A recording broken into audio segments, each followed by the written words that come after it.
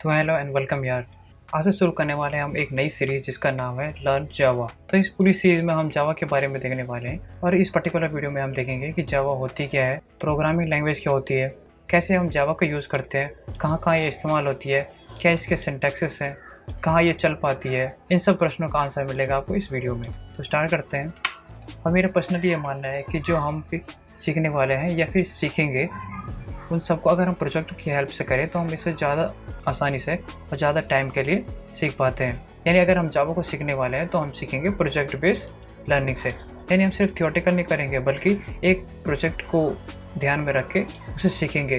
तो हम इस बिगिनर फ्रेंडली कोर्स में सीखेंगे पहले कैलकुलेटर बनाना, फिर यूनिट कन्वर्टर बनाना और फिर टिक टैक टो गेम बनाना। उसके बाद भी हम कई प्रोजेक्ट बनाएंगे और उनके अकॉर्डिंग हम देखेंगे कि इस लैंग्वेज से और क्या क्या किया जा सकता है। एट द एंड हमें बिगिनर के लिए ये 3 प्रोजेक्ट बनाना ज़रूरी है। तो सबसे पहले हम देखते हैं कि ये लैंग्वेज क्या होता है। लैंग्वेज मतलब एक तरीका है जिससे कि ह्यूमन कम्युनिकेट करते हैं, जिसमें कि हम वर्ड्स का यूज़ करते हैं स्ट्रक्चर्ड वे में, जो कि हमारे कन्वेंशनल वे है, जिसके हम बोल के, लिख के या फिर अपने जेस्चर से बात करते हैं। वहीं जो प्रोग्रामिंग लैंग्वेज होती है ये भी एक तरीका होती है बात करने का, कम्युनिकेट करना, पर किससे? कंप्यूटर से। चाहे कंप्यूटर से करे या फिर इंसान कंप्यूटर से करे। तो जो लैंग्वेज इस्तेमाल होती है कंप्यूटर में उसे कहते हैं हम प्रोग्रामिंग लैंग्वेज। यानी हम प्रोग्राम करके, कमांड देके कंप्यूटर से अपना काम करवाते हैं। तो अब देखते हैं ये जावा के बारे में। तो जावा जो है वो सन माइक्रो सिस्टम द्वारा रिलीज़ की गई थी, यानी बनाई गई थी ऑफिशियली सबके लिए 1995 में। जावा का जो मेन बनाने का मकसद था वो ये था कि वो और लैंग्वेज यानी C++ से सिंपल थी, पोर्टेबल थी और सिक्योर थी, और सबसे बढ़िया रोबस्ट थी, यानी स्ट्रॉन्ग थे एकदम। इस लैंग्वेज को कम से कम नहीं भी हो गए तो 20 साल से ज़्यादा हो चुके हैं इंडस्ट्री में, और ये बहुत अच्छी कमांड पकड़े हुए हैं डेवलपर द्वारा। और अभी भी जो जावा है वो डेवलपर में काफ़ी पॉपुलर लैंग्वेज बताई जाती है, क्योंकि इसका इस्तेमाल कई जगह पर होता है। तब हम ये देखते हैं कि जावा का जो है ये कोड काम कैसे करता है। इसमें क्या होता है कि जो जावा का कोड लिखा होता है, जो कि कोई डेवलपर लिखते हैं, उसको जावा के कंपाइलर द्वारा कंपाइल किया जाता है बाइट कोड में, यानी 0-1 में उसे कंपाइल किया जाता है। 0010 कैसे वो कंपाइल होगी, और उसके बाद उन्हें JVM यानी जिसका फुल फॉर्म होता है जावा वर्चुअल मशीन, यानी किसी मशीन में नहीं चलती है, ये पहले चलती है जावा के वर्चुअल मशीन में और फिर उसके बाद किसी भी सिस्टम में चलाई जाती है।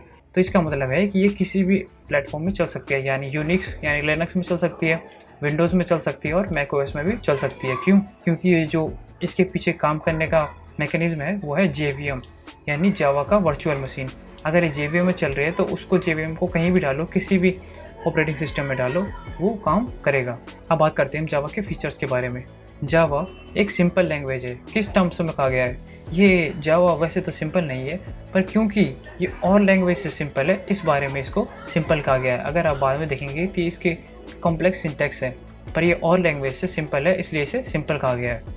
जैसे कि C+ में ऐसे ऑपरेटर्स होते हैं और काफ़ी बाउंडेड होता है, इसलिए इसको उनसे सिंपल कहा गया है। ऑब्जेक्ट ओरिएंटेड मतलब है इसका कि इसमें हम ऑब्जेक्ट्स बना के रियल वर्ल्ड प्रॉब्लम को सॉल्व करते हैं। पोर्टेबल यानी अगर आपके एक कंप्यूटर में जावा का 11th वाला वर्जन है और दूसरे कंप्यूटर में भी 11th वाला वर्जन है, तो आप यहाँ से कोड को कॉपी करके यहाँ आराम से चला सकते हैं। प्लेटफॉर्म इंडिपेंडेंट, जैसे कि हमने यहीं पे देख लिया है कि ये प्लेटफॉर्म इंडिपेंडेंट होता है, मतलब हम उसे यूनिक्स में, विंडोज़ में या फिर मैक ओएस में भी चला सकते हैं, क्योंकि उसमें जो मेन जो काम होता है वो JVM में होता है। और उसके बाद देखेंगे सिक्योर्ड होती है, ये और लैंग्वेज से सिक्योर्ड होती है क्योंकि इसमें काफ़ी ऐसे फीचर्स होते हैं जिनकी वजह से ये सिक्योर लैंग्वेज हो जाती है। और ऐसी काफ़ी और भी इसकी खूबियाँ हैं। इसमें जो मेन है वो है मल्टी थ्रेडिंग। इसका मतलब होता है कि अगर हमारे CPU में एक थ्रेड जा रहा है, यानी एक तार जा रहा है काम करने का, तो ये होगा कि अगर और टास्क दिए जाए तो वो ब्लॉक हो जाएंगे। नहीं, हम इसमें मल्टी थ्रेड बना के और मल्टीपल टाइम पर उससे मल्टीटास्किंग करा सकते हैं। आज की वीडियो में जो हमारी टास्क है वो ये है कि हमें इंस्टॉल करना है JDK यानी जावा डेवलपमेंट किट, यानी जिसकी हेल्प से हम चलाएंगे जावा को अपनी मशीन में। उसके बाद हमें डाउनलोड करना है IntelliJ IDE। IDE मतलब होता है इंटीग्रेटेड डेवलपमेंट किट, यानी इसमें हम अपना कोड लिखेंगे और एक पहला प्रोग्राम बना के देखेंगे ये क्या हो सकता है। तो उसके लिए हमें सबसे पहले जाना होगा गूगल पे और टाइप करना होगा JDK। गूगल पे जाना है और यहाँ पे टाइप करना हमें डाउनलोड JDK। उसके बाद जो पहला लिंक आएगा ओरेकल का, उस पर क्लिक करना है और उसके बाद हमें देखेंगे कि हमें कौन सा अपना डाउनलोड करना है, क्योंकि मेरा कंप्यूटर जो है वो x64 यानी 64 का है, 64 बिट का है, तो मैं 64 बिट वाले में आ गया। और मेरा विंडोज़ है और हम विंडोज़ में 64 बिट का कंप्यूटर है मेरा, तो इसलिए मैं ये वाली फाइल डाउनलोड कर लेता हूँ, exe वाली। ये मेरे डाउनलोड्स फोल्डर में आ रहा है, डाउनलोड कर लेते हैं।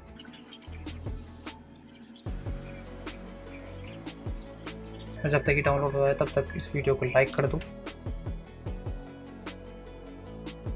जैसे कि डाउनलोड हो चुकी है तो हम देखेंगे कि ये कहाँ पे हुई है डाउनलोड। तो ये बता रहा है कि ये वाले हुई है। अभी से इंस्टॉल करने के लिए इस पर डबल क्लिक करते हैं। अब ये देख रहा है कि कंप्यूटर में स्पेस है या नहीं है। उसके बाद इसे नेक्स्ट करते जाना है और बेसिकली ये सी वाले में इंस्टॉल होगा। इसे नेक्स्ट करते जाओ। अभी दिखा रहा है कि स्टेटस यानी जावा की जो डेवलपमेंट किट है उसे डाउनलोड करने के लिए वो कहाँ तक पहुँचे। और यहाँ पे आपको दिखा देगा कि 64 बिट वाला हमारा कंप्यूटर है, तो हमने वही वाला डाउनलोड किया है। तो ये 64 बिट वाला दिखा रहा है और इंस्टॉल होने में बहुत ही कम टाइम लगाता है।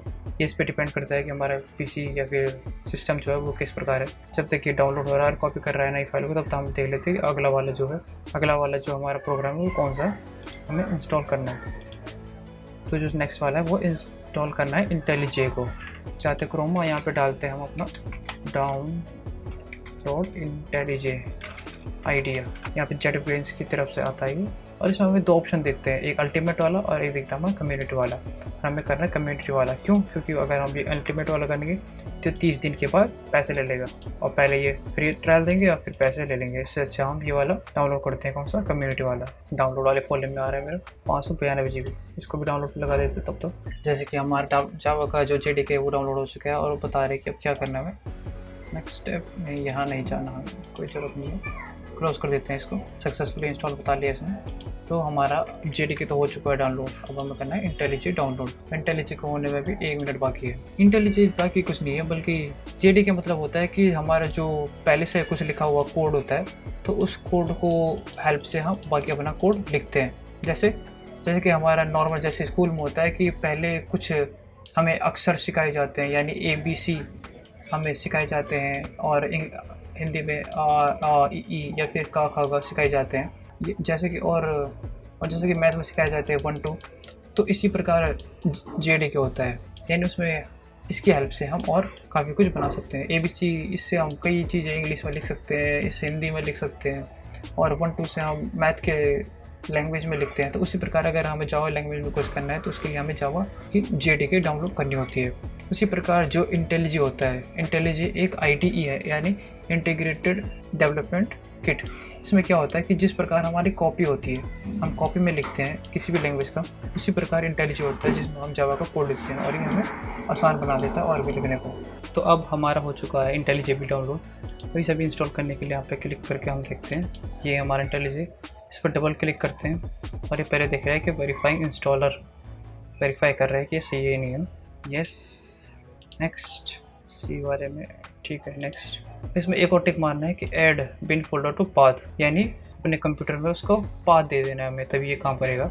इसमें थोड़ा टाइम लग सकता है क्योंकि ये थोड़ा काफ़ी बड़ा सॉफ्टवेयर है और ये भी डिपेंड करेगी कि कितना पावरफुल हमारा सिस्टम है जिससे कि ये उतनी जल्दी इंस्टॉल हो पाता है।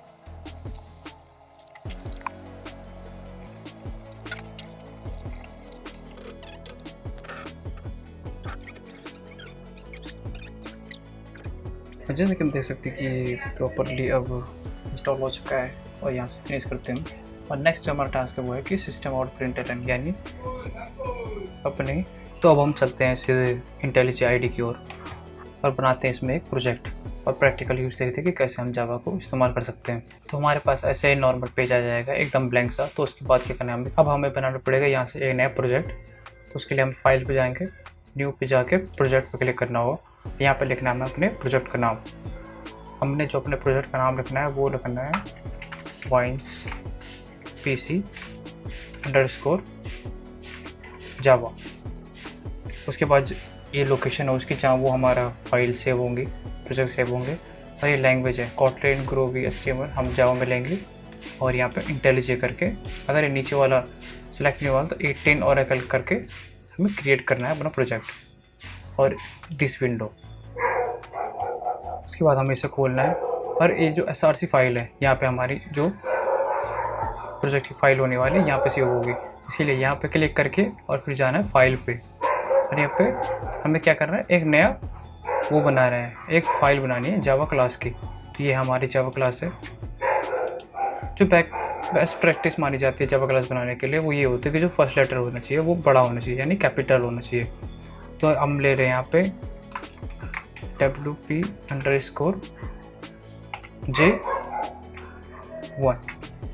चलो Java 1 लिख लेते हैं, Java_1। तो ये हमारा क्लास होने वाली है। एंटर करेंगे तो ये हमारी जावा क्लास यहाँ पे आ गई है। तो अब हमें यहाँ से देखना पड़ेगा कि हमारी फाइल चलेगी कहाँ से। तो पहले उसके लिए हमें कोड लिखना होगा। उसके लिखते हैं हम पब्लिक स्टैटिक वॉइड, ऐसे करके भी हम लिख सकते हैं, या फिर हम अगर कुछ ज़्यादा ही बुद्धिमान है तो हम इसके बदले सीधे यहाँ पे लिखेंगे मेन, और उसके बाद टैब करके ये सब हमारे लिए लिख देगा। और अगर हमें कुछ अपना प्रिंट करवाना है तो उसके लिखते हैं हम system.out.println, और उसके अंदर हम यहाँ पे लिखते हैं, जैसे सबसे पहले लिखते हैं हेलो वर्ल्ड, क्योंकि जो कंप्यूटर की दुनिया में सबसे जो पहला लैंग्वेज में इस्तेमाल करा जाता है प्रिंट करने के लिए उसे हेलो वर्ल्ड कहते हैं। या फिर अगर हम इसे शॉर्टकट में लिखें तो हमें लिखना है SOUT, और उसके बाद टाइप करके ये आ जाएगा system.out.println। उसके अंदर हम जो लिखना चाहें, जैसे कि हेलो वर्ल्ड लिखना है, और उसके बाद अगर हम इसे रन करना है तो यहाँ पे ये रन वाला जो बटन है ये भी बंद हो चुका है। पर अगर हमें इस फाइल को रन करना है तो उसके लिए हमें यहाँ पे क्या करना होगा, राइट क्लिक करना है और ये वाला जो ऑप्शन है रन करने वाला, इसे क्लिक करना है। उसके बाद ये बिल्ड होगा और यहाँ पे जो हमारा आउटपुट है वो प्रिंट हो चुका है हेलो वर्ल्ड। फिलहाल हमने इस वीडियो में इतना जान चुके हैं कि कैसे हमें अपना हेलो वर्ल्ड का प्रोग्राम जावा में प्रिंट कर सकते हैं। फिलहाल के इतना ही, बाय बाय।